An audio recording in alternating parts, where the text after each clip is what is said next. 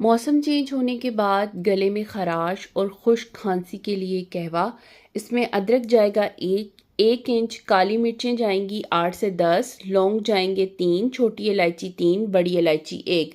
2 cup पानी लेना है और इसके अंदर ये तमाम चीज़ें ऐड कर देनी है और इनको इतना पकाना है कि ये 2 कप 1 कप रह जाए।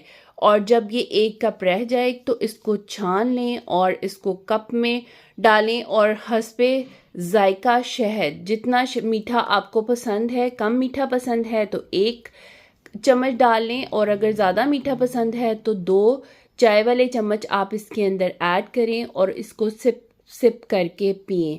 ये आपकी गले की खराश और खुश्क खांसी को रफ़ा करेगा।